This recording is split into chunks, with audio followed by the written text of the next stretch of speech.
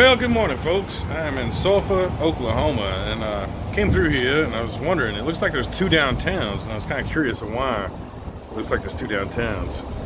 This is one of them, and I'll show you the other one.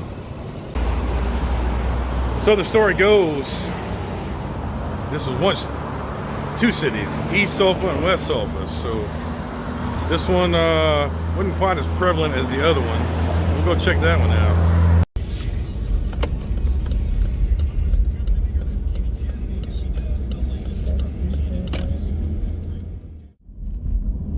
So the two cities were once divided by Rock Creek.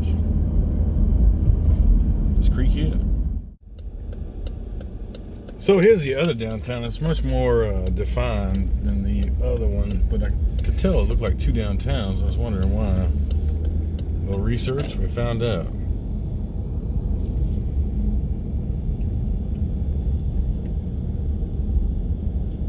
Going down here to the end and see. I saw an old looking gymnasium. Let's see what that looks like.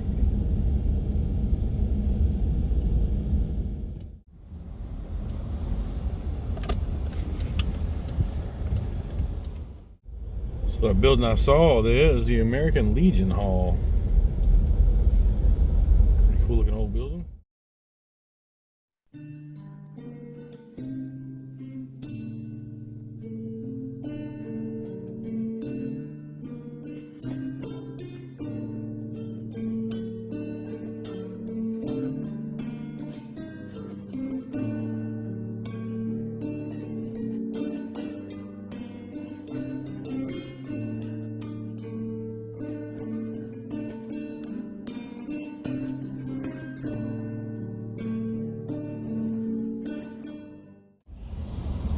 I don't believe that's open anymore. Sulphur Bakery's closed. There's the old movie theater and the carousel.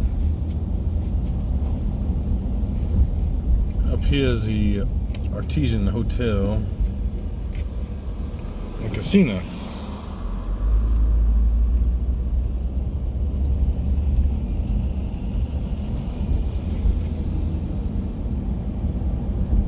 So there's a look at both Sulphur, or both sides of Sulphur, east and west.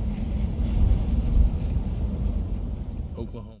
So me and Miss Chef were driving down the road, the highway here, and found this dog all banged up, kind of broken legs. We're taking him to an animal hospital, trying to get him some help. Called one up here and they said they could take him. So yeah, man, this dog wouldn't have made it if we wouldn't have seen him. So we're here in Choctaw Nation trying to find this dog, and so there's an animal hospital over here to take him to. Feel bad for him, he's banged up bad.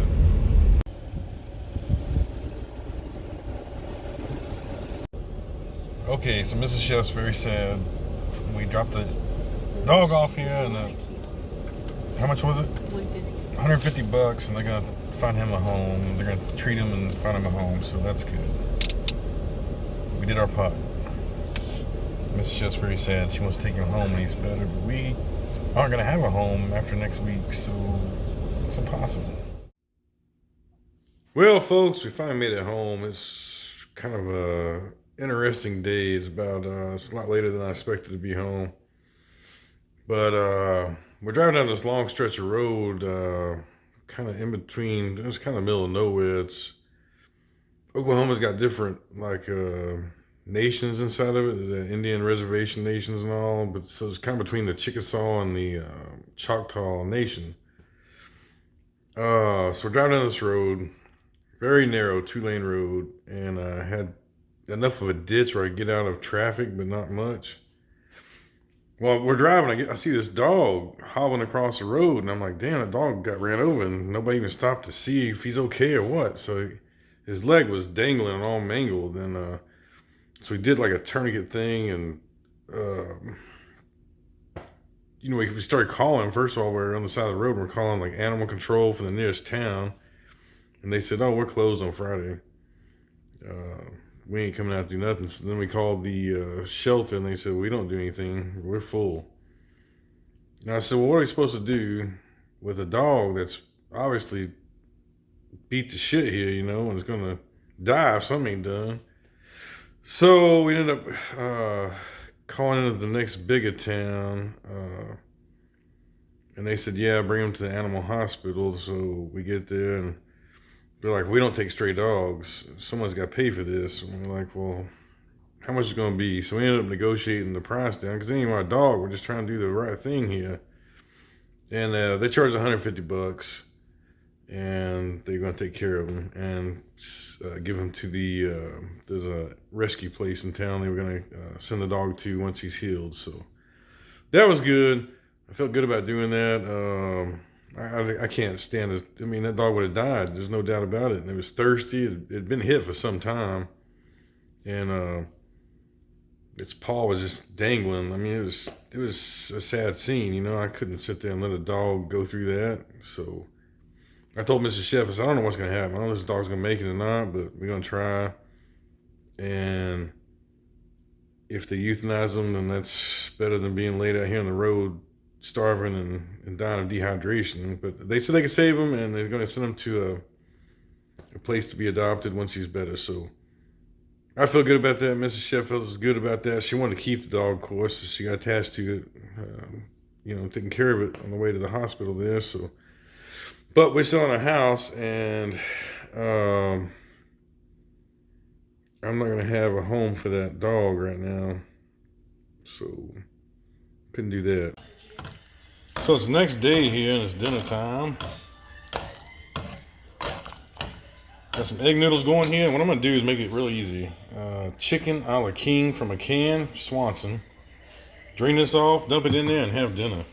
Crazy, huh? Well, Mr. Chef, what did they say about the animal hospital when you called them?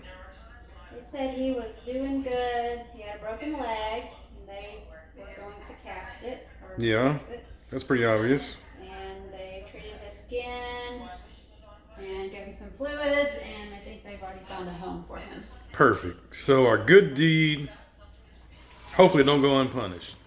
Okay, so we dumped our chicken a la king in there. This is like one step up from microwave TV dinner right here.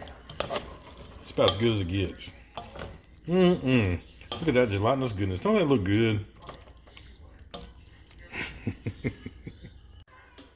So I don't think it's going to be quite saucy enough. So we're going to add some Campbell's cream of mushroom to that too and make it a little more juicy. Ooh-wee. That gelatinous goodness. This is like a Sunday potluck dinner at your favorite church.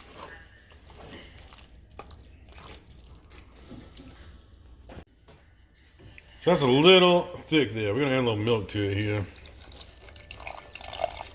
There we go. Let's see what that looks like now.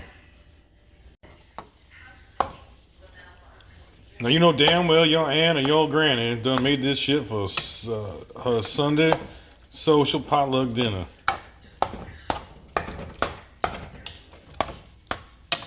Put a little breadcrumb on that, put it in a baking dish, and just bake it. I guarantee you've had something like that.